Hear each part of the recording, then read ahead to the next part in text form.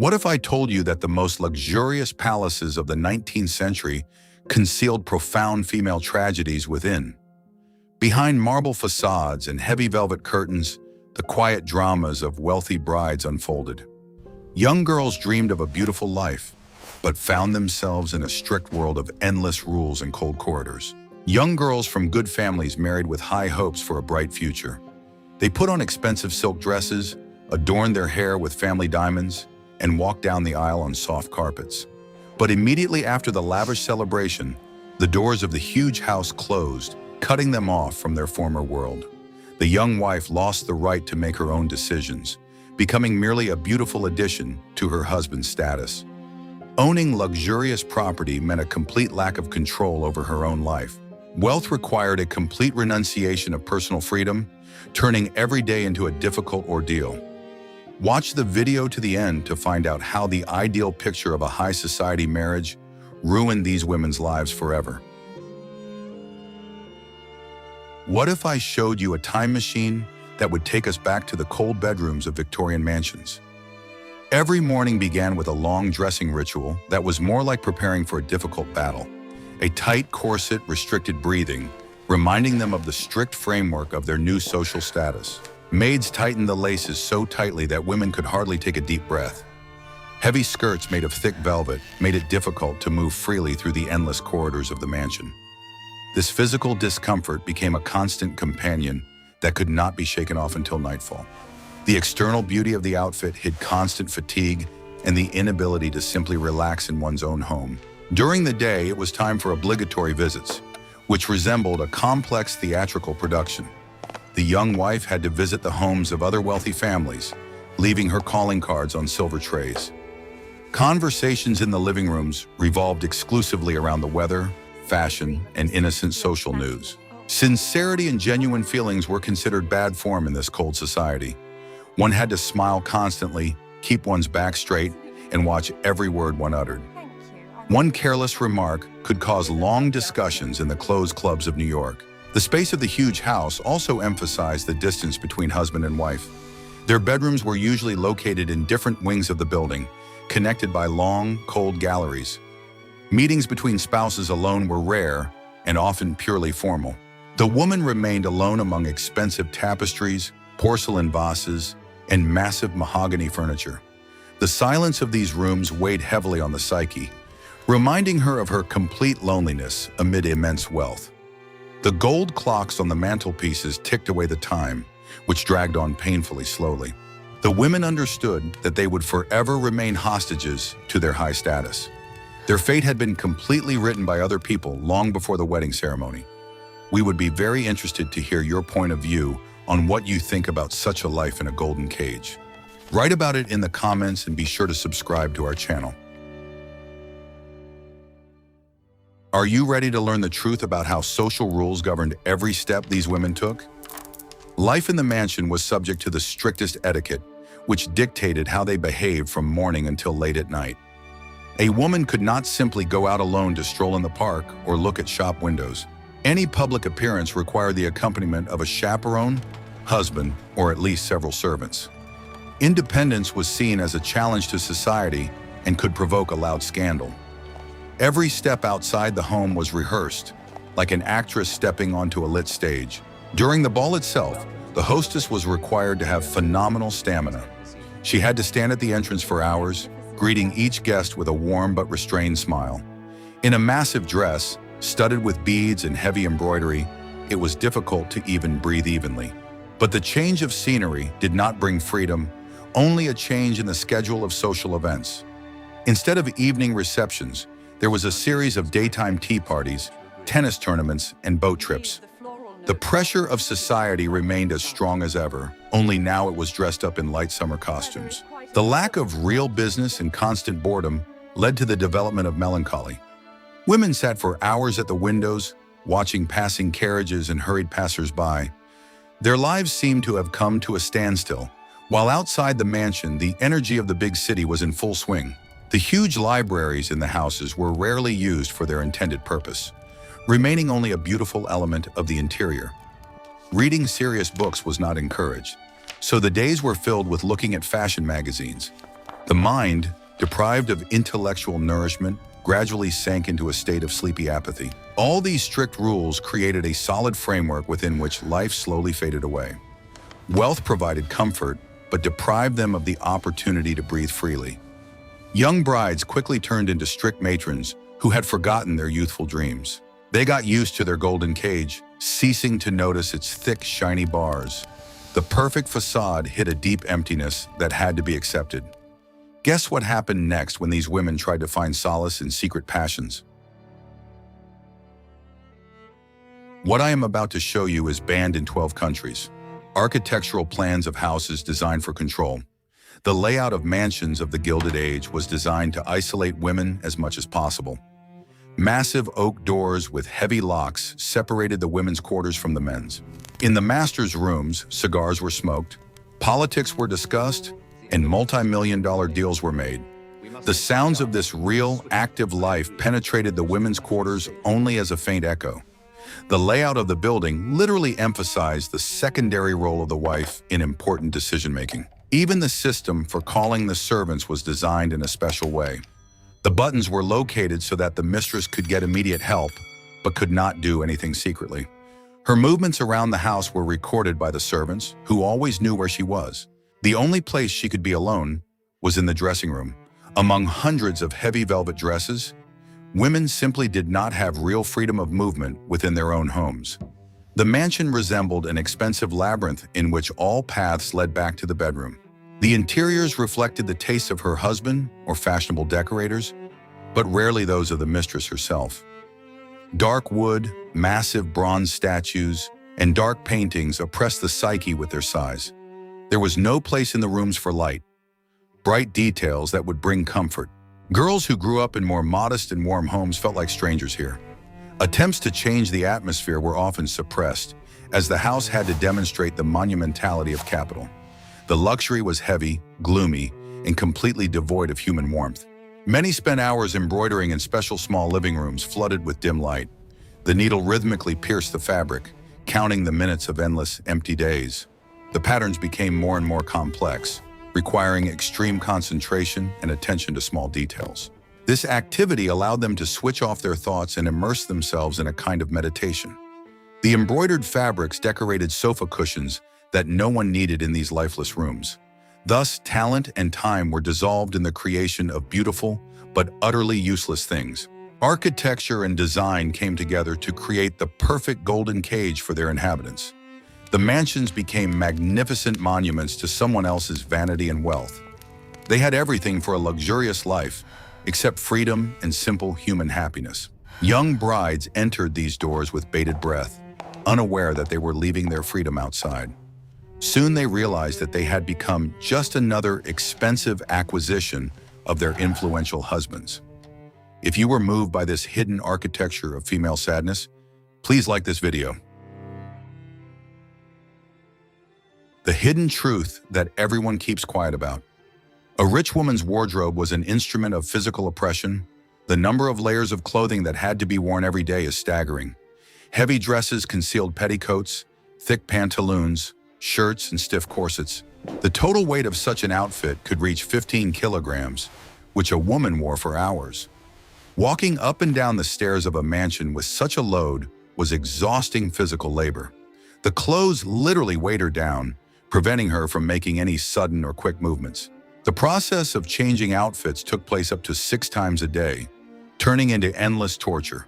There were strict rules: a morning dress, a dress for walks, an outfit for visits, a tea dress, and evening wear. Changing clothes took hours and required the mandatory participation of several experienced maids. Laces, dozens of small hooks and buttons made it impossible to dress independently. Women became hostages to their wardrobes and the staff who served them. They spent half their lives just to meet society's expectations. Shoes were also not comfortable, adding to the suffering with every step. Narrow shoes with curved heels were made of thin leather or silk. They deformed the foot, making long walks practically impossible. In such shoes, one could only gracefully exit a carriage and walk to a chair in the living room. This artificially limited women's range of movement, tying them to their homes or carriages. Freedom of movement was only available to men in their practical and sturdy boots. Even sleepwear did not bring the long-awaited and complete liberation from fabric. Long nightgowns were sewn from thick cotton with an abundance of lace and ruffles. Special caps were worn on the head to preserve the intricate hairstyle until morning. The body, exhausted from the restrictions of the day, could not rest even at night. The fashion industry had created a perfect system in which a woman never belonged to herself.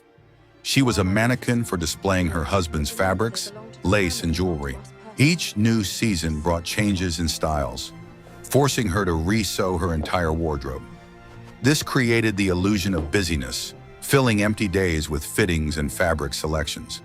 But behind this glittering facade lay a deep fatigue from endless changing. Clothing became beautiful, heavy armor that protected them from the outside world, but weighed heavily on their souls. Women silently bore this burden, knowing that freedom from it was tantamount to expulsion from society.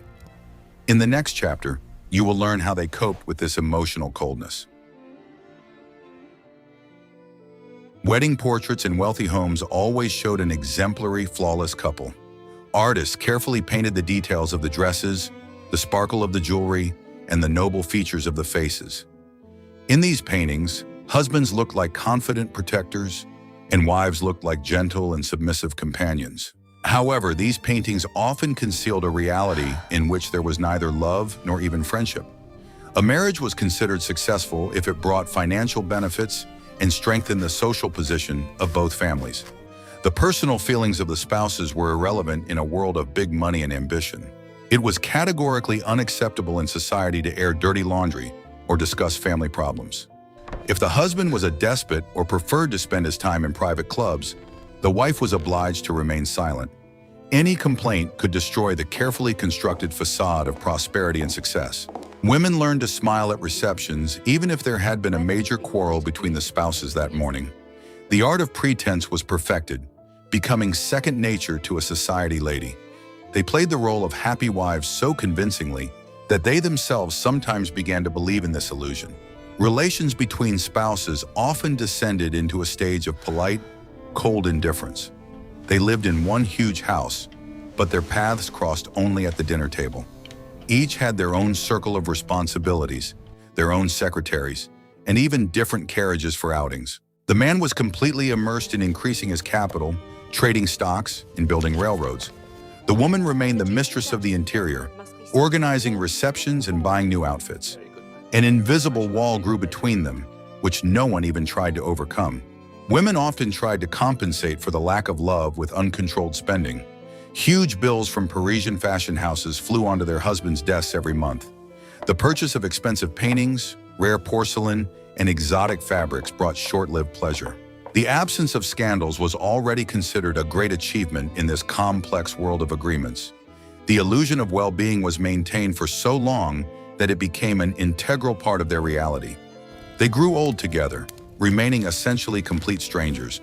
This life was like a perfectly tuned mechanism of an expensive gold watch.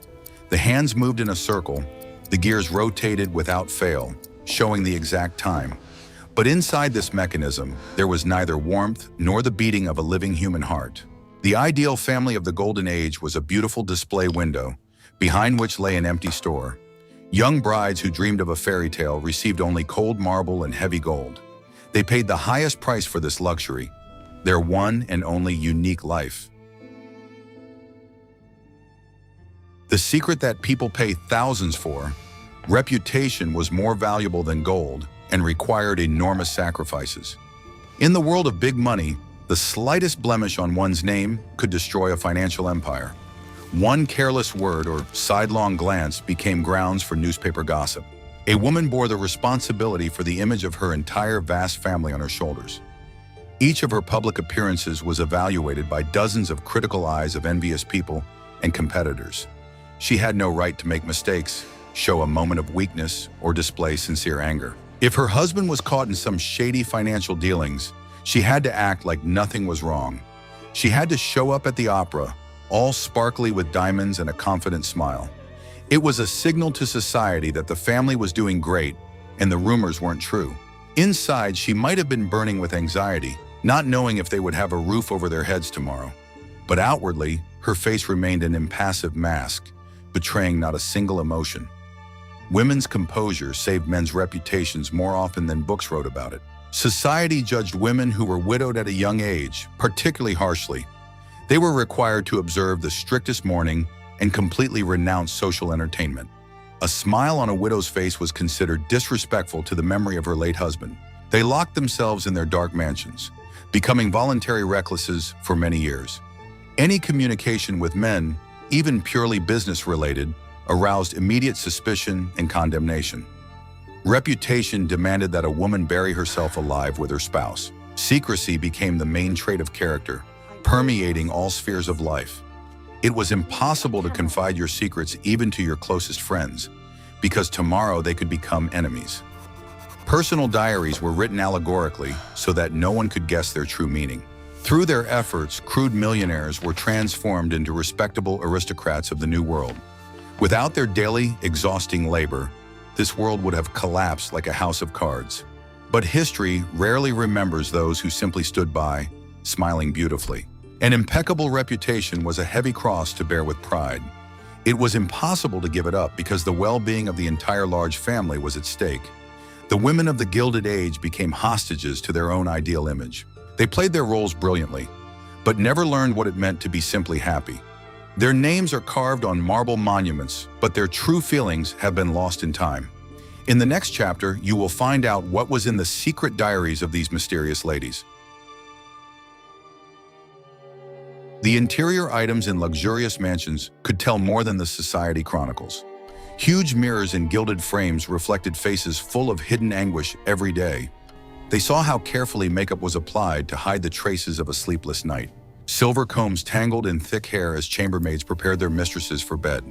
These silent objects became the only witnesses to real emotions, unmasked by smiles. Luxury surrounded the women in a tight circle, leaving them no chance of escape. Massive mahogany desks kept many undisclosed secrets in their drawers. There lay unfinished letters in which sincere complaints about unbearable boredom slipped through. Strict bills from dressmakers were next to rare, dry messages from perpetually busy husbands. The paper absorbed tears that were not allowed to be shed in the presence of servants or guests. On these desks, neat lines of invitations to yet another meaningless social gathering were written. Behind the beautiful handwriting lay a deep weariness from the need to constantly maintain the illusion of happiness. Huge windows were covered with heavy, multi-layered curtains of dark velvet and brocade. They reliably protected the interiors from bright sunlight and the curious glances of passers-by. But at the same time, they cut off the inhabitants of the mansion from the rest of the living, breathing world. Through such windows, the city seemed like a distant, unreal landscape in a painting by an unknown artist. The women looked through the thick glass at the street, like prisoners in their luxurious tower.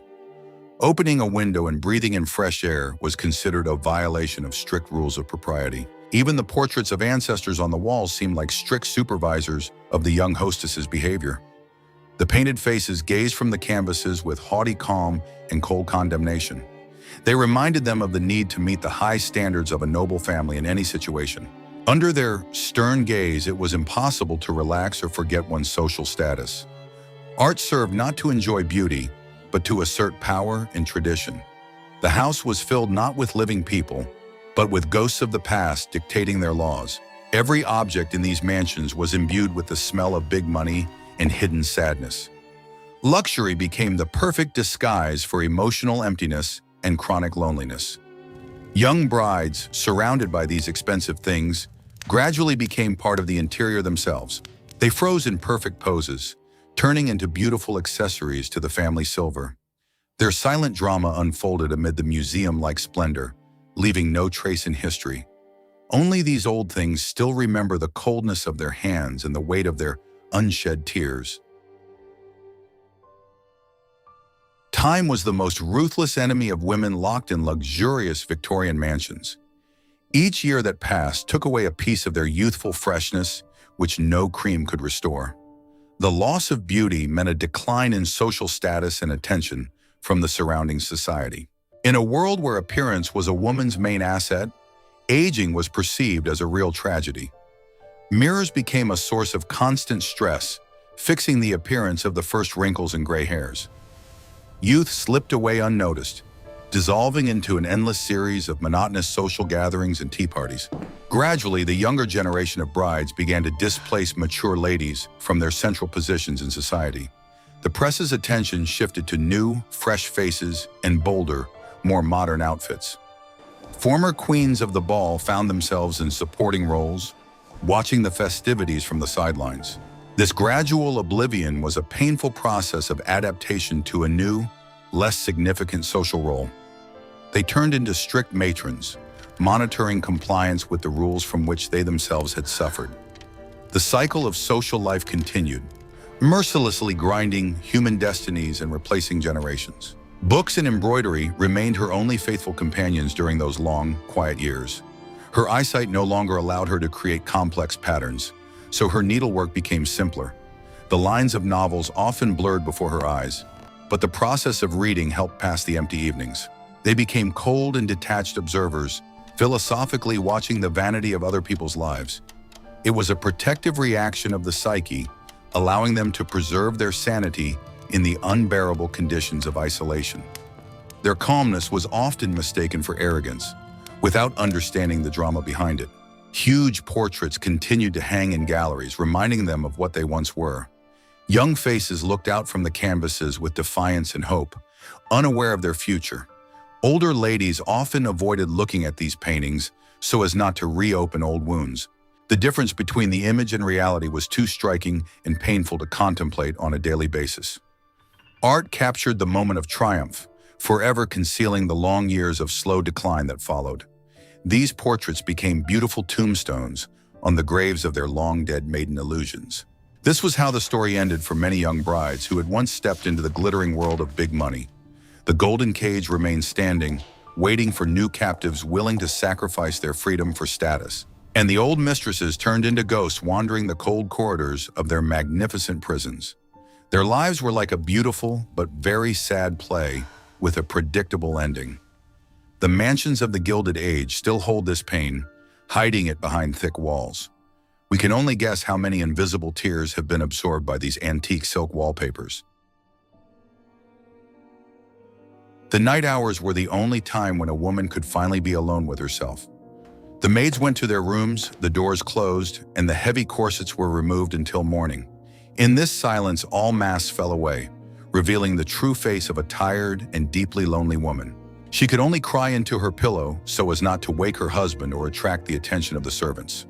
Her tears were absorbed into the expensive silk, leaving barely noticeable stains on the perfect, smooth fabric. These silent sobs were the only way to release the unbearable nervous tension that had built up during the day. The medicine of the time was often powerless in the face of these deep emotional and psychological crises. Doctors diagnosed melancholy or nervous exhaustion, prescribing long periods of rest at seaside resorts. But a change of climate could not heal a soul suffering from total control and lack of love. They visited museums, strolled through narrow streets, and enjoyed the absence of constant scrutiny. But such trips were temporary, and returning to the mansion was always accompanied by a new bout of severe melancholy. The contrast between free Europe and the gilded cage in America made life even more unbearable. Women often sought solace in religion, spending much of their time in prayer. The church gave them a sense of security and the belief that their suffering had meaning. They donated huge sums of money to the construction of churches and to help the poor parishioners of their parish. Women became experts in art, finding in it a depth that was lacking in their lives. But the collection remained only a collection of dead objects, incapable of loving or sympathizing with their owner. In the end, even the most beautiful paintings could not replace simple human communication. The tears shed at night dried by morning, leaving no trace on the powdered faces of these socialites. They rose from their beds, donned their silk armor, and returned to the stage. Their fortitude deserves respect, for they bore their burden without complaint or public tantrums. These women were true stoics in skirts, locked in the most beautiful prisons in world history. Their tragedy was that the whole world envied their wealth, unaware of their pain. They took their secrets to the grave, leaving us only luxurious interiors and sad legends. Today, many of these magnificent mansions have been turned into museums open to tourists. People wander through the halls admiring the wood carvings stained glass windows, and huge crystal chandeliers. Tour guides talk about the cost of the furniture and architectural styles, forgetting to mention the fates of the mistresses.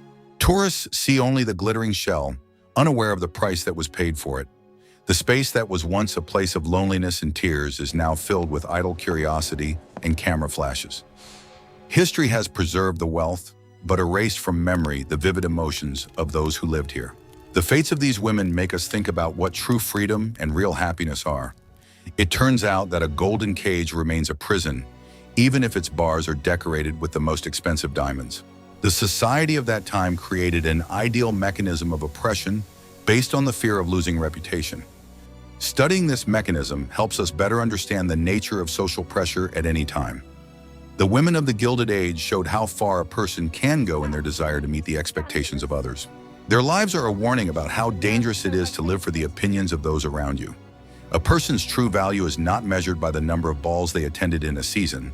Their quiet tragedy teaches us to value sincerity and not be afraid to always be ourselves. The end of the Gilded Age brought long-awaited liberation, although many of them did not live to see it. World War I and changing economic conditions forever destroyed this closed, artificial world. The mansions were emptied, the balls stopped, and the strict rules of etiquette became a distant historical past. New generations of women gained what the mistresses of these palaces could not even dream of. They stepped out of the shadows of their husbands and began to build their own independent and free lives. The sacrifices of the past were not in vain. They became the foundation for future enormous social changes. The memory of young brides locked away in wealthy mansions must live on in our hearts. Their stories remind us that true beauty lies not in diamonds and silk. It lies in freedom of choice, in the ability to love and be loved regardless of status. We look back so that we never repeat the mistakes of this cruel, glittering time. May these magnificent houses stand as monuments to a bygone era and its silent, invisible heroines. Their silence has finally been broken, and we can hear their voices through the thick fog of decades past. We have walked through the long corridors of the past and seen the real life behind the luxurious facades of the mansions. These women paid an incredibly high price for the right to wear titles and expensive diamond jewelry. Their fates prove that a golden cage is always a prison that deprives a person of the most important thing, freedom. By studying history, we learn to appreciate the simple joys that are often inaccessible to those with enormous wealth. What other historical topics and women's destinies do you think are worth covering on our channel? Be sure to write your suggestions in the comments and subscribe to the channel so you don't miss any new videos.